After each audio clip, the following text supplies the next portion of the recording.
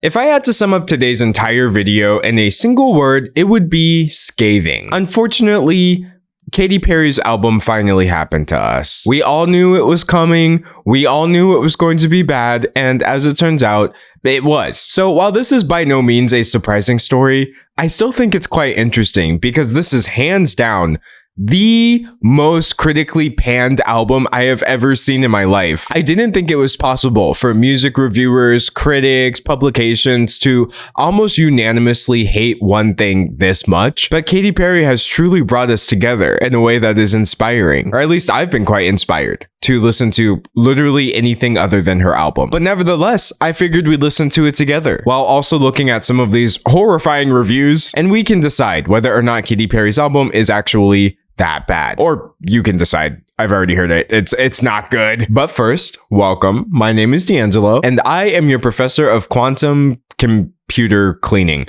which is a very real degree that I definitely do have.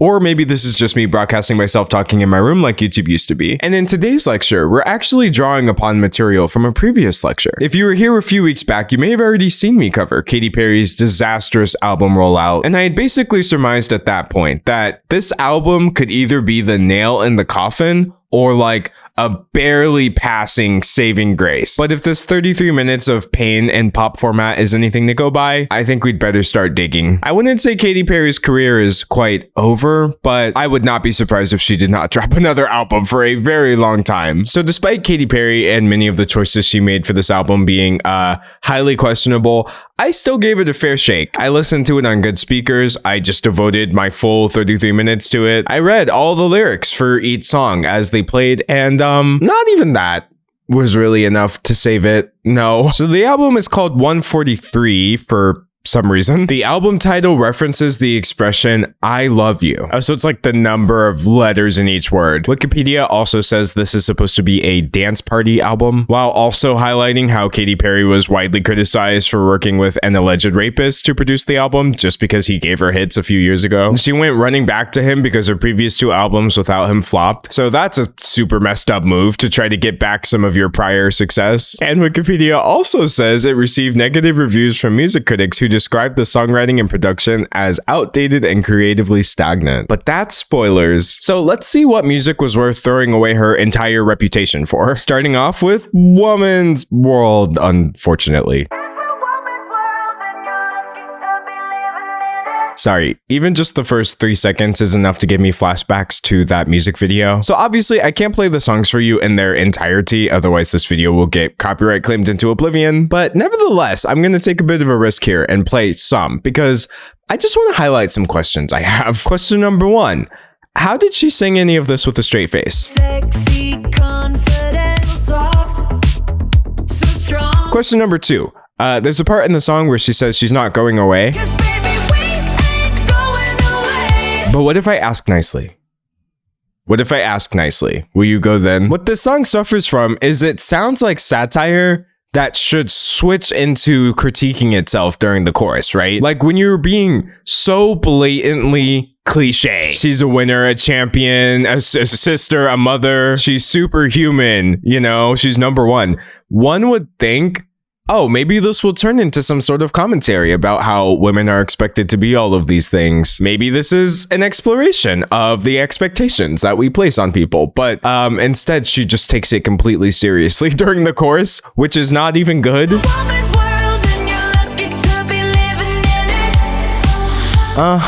Indeed. So I think my grade for Woman's World is gonna have to be a D, honestly. I truly believe this is one of the worst songs released this year. Definitely the worst song Katy Perry has ever released in her career. And I have no idea why you would want this as your album opener or the song you come back with, but we're off to a rough start. All right, so the next song is called Gimme Gimme featuring 21 Savage. I wish someone would give me a good song, but let's see what we've got. Gimme, gimme, baby, stop wasting my time.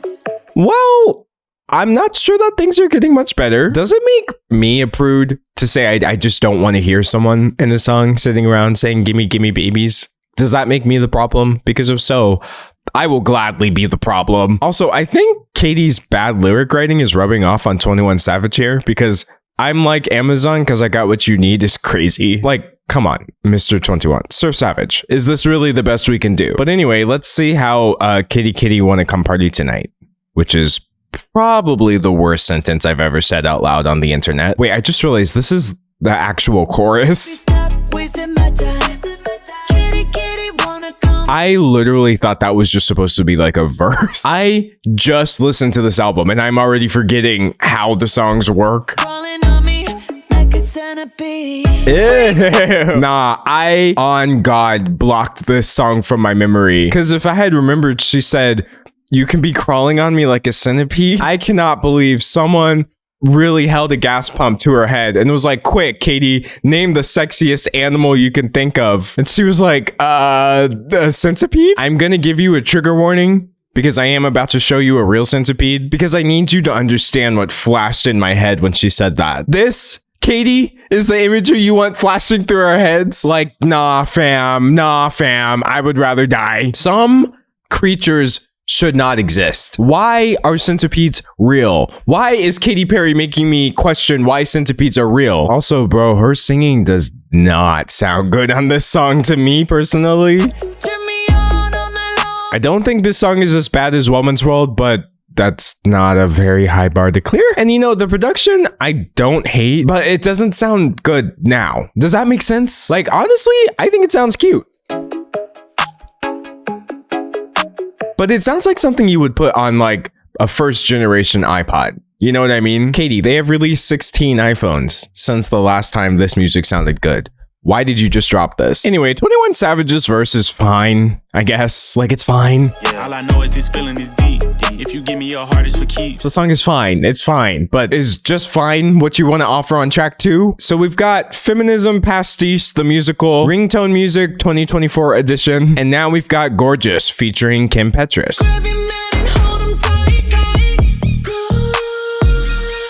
I suppose. Is it just me or does it kind of sound like the previous song though? Gimme, baby, stop wasting my time. Interesting. I almost like the beat, but there's this incredibly annoying like chirping, squeaking sound going on in the background. Can you hear it? Like, whose idea was that? Whoever it was out of the 10 different people who worked on this song, can them. That was a terrible choice. It was bad and you should feel bad. Also, the lyrics are still very Katy Perry. That is to say, so outdated. If you want the digits to my cellular. Forget iPhone. She's out here talking about cellular devices, Katie. I get it though. I get it. Like, you know, you've got to fit the syllables and the thing with the, but you had 10 people. Anyway, Kim Petras shows up and does the thing that Kim Petras always does whenever she shows up. He wanna come to the party. I told him it cost me yachty. Like, it's fine, I guess. Take a shot no, do not take a shot every time I say fine. I think my main issue with Gorgeous by Katy Perry is she's trying really hard to sell this like cool factor to it. It's a very like popping off, stunting kind of song, but forgive me for saying I just don't buy it. All my girlies pop up on the regular. Like, do they, Katie? Do all of your girlies pop off on the regular? Going to Starbucks doesn't count. I feel like we may have different definitions of popping off. Anyways, I give the song a C. Also, I think I forgot to rate this one. Gimme. I'm gonna give that a D. You should never have mentioned centipedes. Next up, we've got I'm His, He's Mine featuring Doechii. I'm his queen. I'm his freak. I'm every woman he wants and needs. Why is she so desperately trying to convince me that she and Orlando Bloom still get it on? I'm trying to think of how to say this diplomatically. Girl, I don't care. Be his freak, you know? Live that dream. But why does this album sound so desperate? I can see you flirting. Why you overworking? I do think when it comes to dance parties, all the songs probably should sound similar in a way. So while I understand wanting to keep the energy consistent, at a certain point, it does still feel like an excuse for making all the songs feel the same. Also, I do not like sample-driven songs like 9 times out of 10. Like now I don't even want to finish the song. I just want to go listen to the original. Also, this has been a really consistent issue with all 4 of the songs I've played so far, but why do they sound so empty? The songs almost don't sound finished, or like they sound polished, but like they're missing tracks. I feel like they should have more going on or something. I can't even put my finger on it. And no, adding a crazy squeaking monkey noise in the background is not what I'm referring to. Now, Doechii, the feature, I really like her on this track, actually. I might catch a fade. I be so aggressive and narcissistic. Narcissistic is great. And she sounds like she belongs on the song. And when she's doing her thing, it doesn't sound like the song is missing something. But then you get Katy by herself and the verses, and it's just kind of like, I can see you flirting.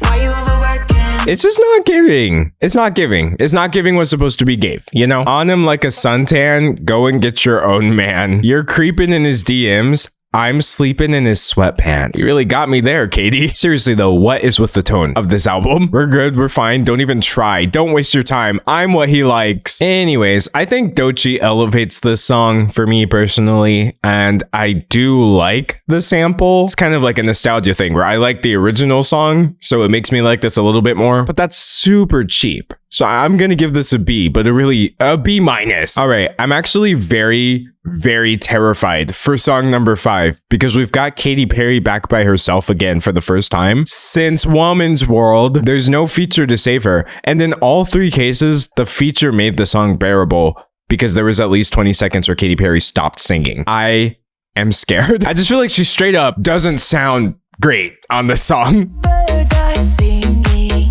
The birds may be singing, but are you, Katy? Are you? Why does this sound like royalty-free club music? We're in the Creative Commons club right now. Yeah, we're gonna go. It's like the super exclusive club called the Public Domain. I got those palpitations, those boom boom booms. She's got those boom boom booms. That's a better song, actually. Boom Boom Pow by the Black Eyed Peas. That song goes off. I got that boom boom.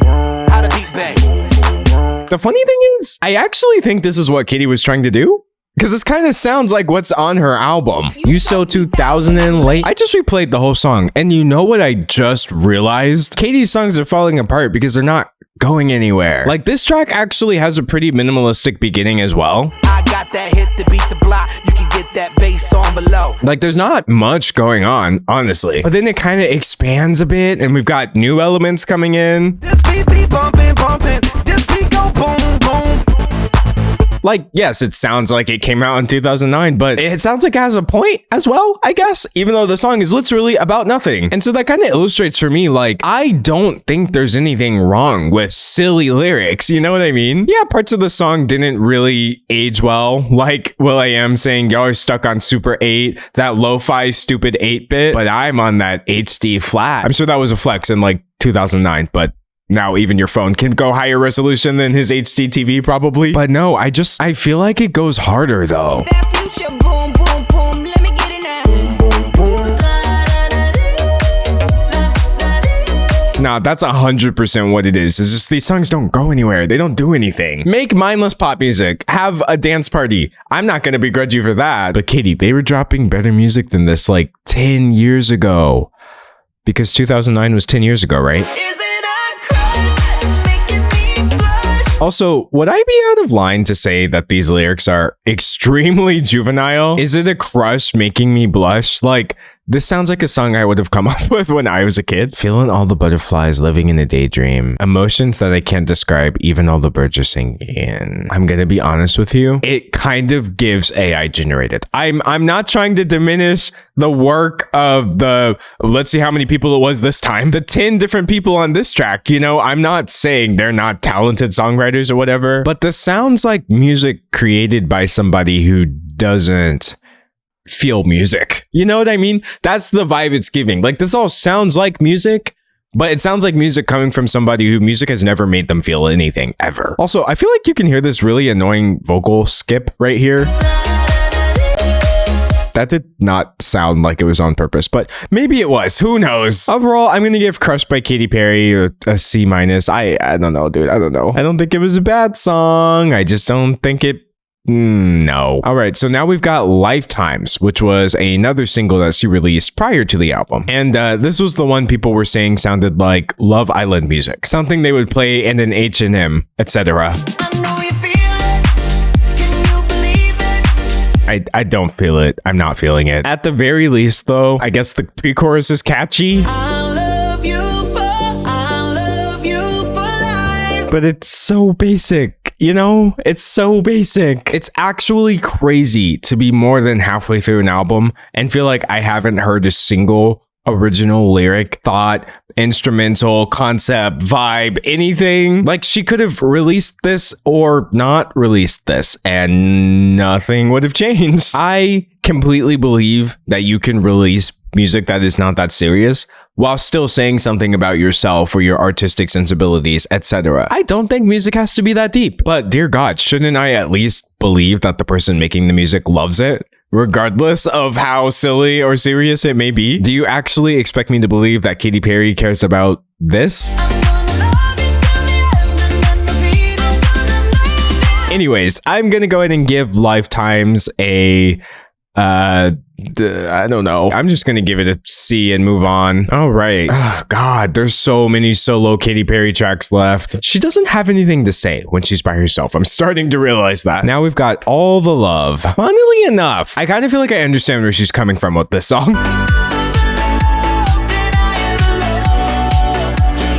I feel like I would almost call this an emotional performance from her. I'm on track 7, but for the first time, I believe she believes what she's singing. And it's a nice sentiment, you know, all the love I ever lost came back to me. Nothing groundbreaking, but again, you don't have to be groundbreaking. Can you at least just be something? Now, this song is really frustrating though, because I want to like it, actually. I think the chorus is pretty, but the production holds it back a lot. Even though this does sound, I guess, fine, it just sounds like so many songs that came before, and the majority of them were released before the 2020s started. We are almost halfway through the 2020s at this point, so it's like, why are you doing this? Also, as okay as I consider the chorus to be, the verses are bad, y'all. I really don't like these verses. Once again, the AI generated vibes are hopping back out. I'd given up watching sunsets. I disconnected. I didn't believe. No, I couldn't see. I would just live with the regrets. But you came along. And so like it contextualizes the chorus in a way that makes the chorus sound cliche as well, which is kind of sad. If anything, I just feel like I would ask Katy Perry, do a challenge where you write a song without using like a simile or like a turn of phrase that is super common. Like, it feels like I'm floating, talking about seeing colors when I look in your eyes, set me free, everything is golden, I'm higher than high. Like, she just strings together things that everyone says into lyrics, which in a way could be considered a skill, but it's definitely not what I put on music to hear, I guess. I can't give it a high score. It sounds so dated. That's the part that's so lame. I'm gonna give it a B. This would be an awesome song if she dropped it in 2017. But that was like 3 years ago, Katy. 4 years at the max. All right, so we've got 4 tracks left. I can do this. I can do this. Nirvana. Keep it up, I'm getting close. Yeah, me too. Close to giving up on this album. This is just such a strange album to come back with after so many years. I think the music on this one sounds kind of cool, but I also think a 4-year wait for this? Our bodies synchronized. I don't know. I'm just gonna give Nirvana like a C. There's like nothing to say about it. You know what I mean? It's not a bad song. It's just not much of a song, I guess. Anyways, we've got Artificial featuring Jid. Okay, I'm not gonna lie. This song kind of goes off because she does what I think I've wanted her to do for 8 tracks, where she does the Katy Perry thing, but then she subverts it. The song starts off very generically on purpose.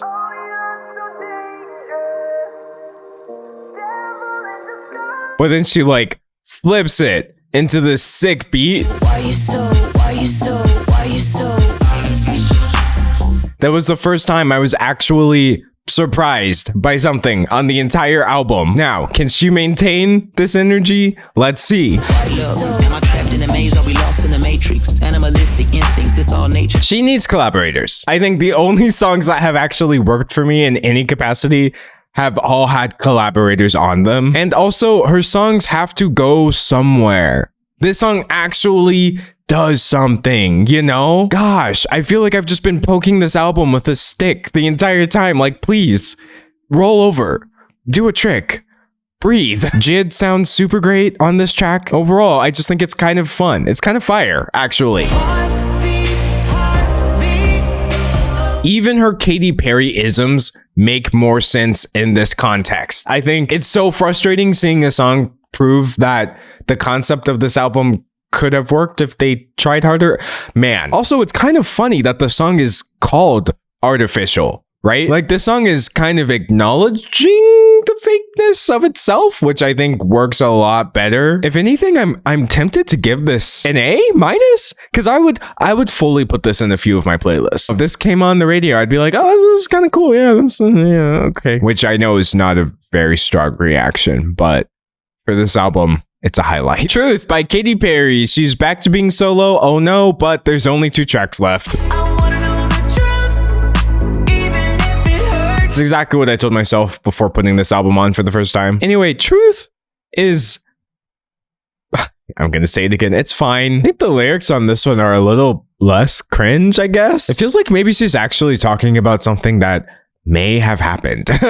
Or even something that could happen, because it's more specific than I have a crush on you and I see colors in your eyes. Still kind of a very boring song, frankly, but yeah. And lastly, we've got Wonder. I wonder if this is going to be a good track. I say already knowing that this is one of my least favorites on the album. One day when we're older. No, that's an F. I'm sorry, but children should never sing. Listen. I appreciate supporting kids' dreams and all of that stuff. That's great. But children singing is creepy 10 times out of 10. I don't know why. It's not their fault. This is not something I am blaming the children for. I just don't want to hear it. I know I'm supposed to be in my feels because Katy's ending the album with her daughter on the track, but get her off the track. Katy, please. One day when we're older. Something about Katy's performance on this track is strange. I don't really know a better word for it, but it's okay. Well, actually, it's not okay, because this song has probably one of the worst drops on the entire album. One day when we're older, will we still look up? Genuinely, if not for the presence of the child, I would not believe that this song was recorded at any time during the 2020s. Terribly dated song. She's also doing the thing again where it's so cliche. Someday when we're wiser, will our hearts still have that fire? Can somebody promise me our innocence doesn't get lost in the cynical world? Stay wild, beautiful child. Don't let the weight of the... I don't know why I'm reading this like this. I'm gonna stop. Stay pure, beautiful girl. Sorry. I feel like there's such a thin line between talking about artwork and like mocking someone who's trying to be earnest. But I truly don't believe Katy Perry was trying to be earnest on this album. That's my official verdict. This doesn't sound real to me. Do you know, does that make sense? This sounds like and I've seen this criticism a lot. This is not my original idea. This sounds like a fictional album made for a fictional pop star in a movie or something. I don't feel like I'm hearing a real person. I don't feel like this came from a single source. Genuinely, it's such an unpleasant experience to listen to because you feel like if any of the songs came on by themselves in a playlist, you might even be like, oh yeah, that was cool, whatever, add. But when you listen to them back to back to back to back and you hear how formulaic and cliche all of them are, it just feels so apparent that like it's a product. So this is a product. And yes, all music is a product. But part of the reason I'm so obsessed with pop music is I like seeing how people kind of blur the line between art and commercialism. But when all the tracks on your album sound like they are from commercials, I don't think the line has been blurred so much as completely trampled, stamped out, etc. So even though 143 by Katy Perry is not terrible by any means, I do think it's a very bad album. Like, a bunch of people working together to make something sound passable doesn't equal good music in my mind. And some of the tracks just straight up sounded bad. So I don't know what's going on there. The track listing makes no sense. Then you transition into like 3 boring trap singles, and then you dump all the club singles back to back. Well, no, because they're broken up by All the Love. So it's like, what? And if I think 1.5 songs are okay on an album, that's really not great overall. So yeah, I'm just gonna go ahead and give 143 a D, unfortunately. Which, funnily enough, I think is the lowest rating I've ever given to an album. I don't think I've ever given an album a D. But anyways, that was lame. Now I want to look at people ripping it to shreds mercilessly with zero remorse. The Guardian, One Europop revival falls short of total catastrophe. Perry's 7th album isn't the calamity expected, but it isn't good either. I do have to say, based off Woman's World, I genuinely thought this was going to be an all-time worst album, like a shoo-in for the worst pop album of the 2020s. But instead, it's so forgettable that I couldn't even remember the tracks from one listen to another. Me playing them all for you just now genuinely felt like the first time I've ever heard any of this. Variety, Katy Perry struggles to reclaim past glory on the flat 143. Flat is a good word. Flat. That's what I was actually trying to say when I said the songs sound empty. They sound flat.